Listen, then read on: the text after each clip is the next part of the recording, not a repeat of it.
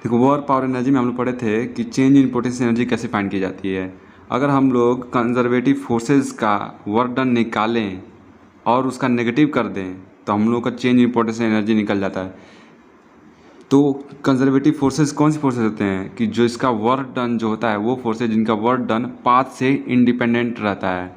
उसको हम लोग कंजर्वेटिव फोर्सेस कहते हैं। तो उसका अगर नेगेटिव कर दूं मैं तो मुझको चेंज इन पोटेंशियल एनर्जी मिल जाएगी। तो ये मास m1 है और और एक मास m2 है। इन दोनों के बीच में जो डिस्टेंस है r1 मान लेता हूँ मैं, इनिशियल डिस्टेंस r1 है। तो मैं यहाँ पे एक आदमी खड़ा है, ठीक है, और इस मास m2 को रस्सी से बांध के ये खींच रहा है, इतने ऐसे से खींच रहा है। यहाँ पे F एक्सटर्नल मतलब कि ये जो आदमी है इसको खींच रहा है, ऐसे खींच रहा है कि जो काइनेटिक एनर्जी जो है जीरो हो रही है,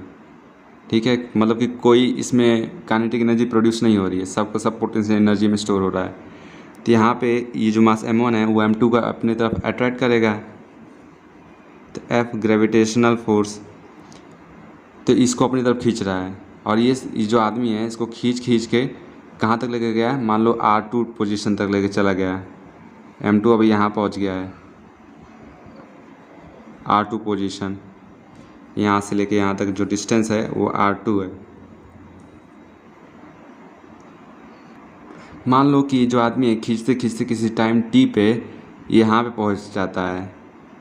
मतलब यहाँ से लेके यहाँ जो दूरी है, यहाँ से लेके m1 से लेके यहाँ तक की दूरी वो मान लेते हैं कि r है, मतलब आर्बिट्रेरी अभी तक पहुँचा नहीं है, मतलब यहाँ तक पहुँच चुका है, खींचते खींचते यहाँ तक पहुँच गया। और छोटा सा डी आर मान लेते हैं कि छोटा सा डिस्प्लेसमेंट डी आर यहाँ पे।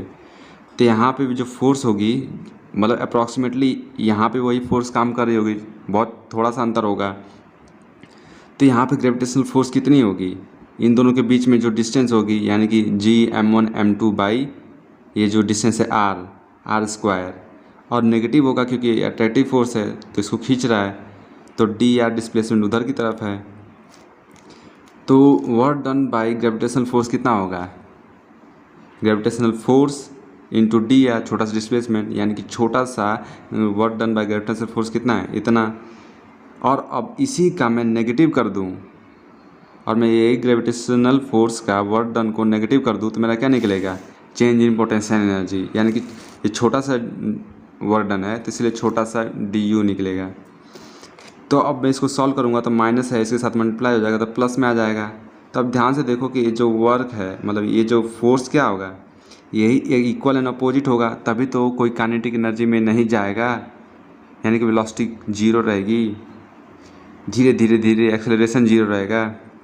वेलोसिटी कांस्टेंट रहेगी। तो यहाँ पे फोर्स जो है ये एक्सटर्नल फोर्स है, ये आदमी जितना फोर्स लगा रहा है, ये आदमी इतना फोर्स लगा रहा है,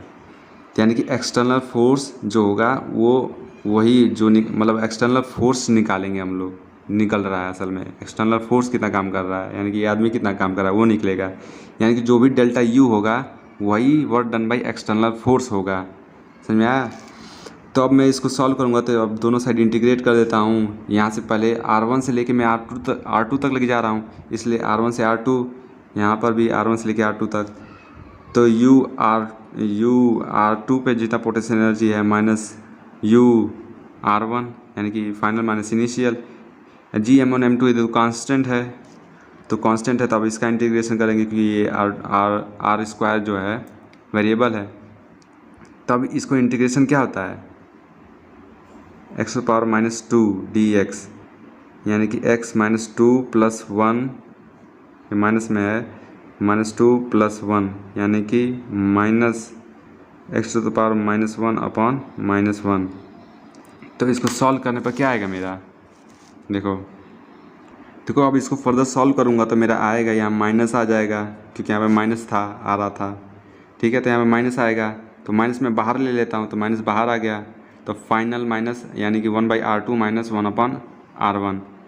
तो मैं सेपरेशन जो इन दोनों के बीच में जो था R1, इसको बहुत दूर मान लेते कि बहुत एक दूसरे से बहुत दूर है सेपरेटेड, यानी कि इन दोनों का एक दूसरे पे कोई इन्फ्लुएंस ही नहीं है,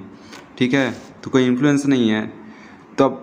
तो R1 जो होगा यहाँ पे, यानी कि पोटेंशियल एनर्जी एट इन्फिनिटी हो जाएगा R1 की जगह, इनफाइनाइट दूरी पर, ठीक है, और R1 की जगह इनफाइनाइट हो गया। तो 1 ये जो इन्फिनिटी नीचे आएगा तो ये 0 उधर चला जाएगा, तो 1/इन्फिनिटी कितना होगा 0, तो ये 0 हो जाएगा यहाँ पे, और ये भी 0 होता है क्योंकि हम लोग मानते हैं कि जो पोटेंशियल होता है, पोटेंशियल एनर्जी जो होता है इनफाइनाइट पे 0 होता है। तो अब मैं जनरलाइज़ कर दूंगा, ये 0 हो गया, ये भी 0 हो गया, तो 1/R2 जो है इससे नीचे मल्टीप्लाई हो जाएगा, तो -GM1M2/R2 जगह मैं R1 मतलब R लिख दिया हूँ, जनरलाइज़ कर दिया हूँ कि अब मुझको ये एब्सोल्यूट वैल्यू मिल गई है पोटेंशियल की, दिमाग लगा के थोड़ा सा हम लोग को ये मिल गया है। तो जो है पोटेंशियल करता क्या है, ये जो पोटेंशियल जो है मतलब ये जो पोटेंशियल एनर्जी है क्या करता है, असल में ये जो है इन दोनों सिस्टम को एक दूसरे को बाइंड करके रख रहा है, ठीक है, ये पोटेंशियल एनर्जी जो है इन दोनों को बाइंड करके रख रहा है। और जो हम लोग जो भी डेल्टा यू जो निकलेगा वो work done by external force होगा, तो यानी कि अब उसी एक्सटर्नल फोर्स के वर्क डन को अगर मैं नेगेटिव कर देता हूँ तो वर्क डन बाई मुझको ग्रेविटेशनल फोर्स मिल जाएगा, ठीक है। ये आदमी है, इसको बहुत स्लोली खींच रहा है, बहुत धीरे, कि इसकी काइनेटिक एनर्जी जो है नहीं बढ़ रही है, ये इधर की तरफ खींच रहा है।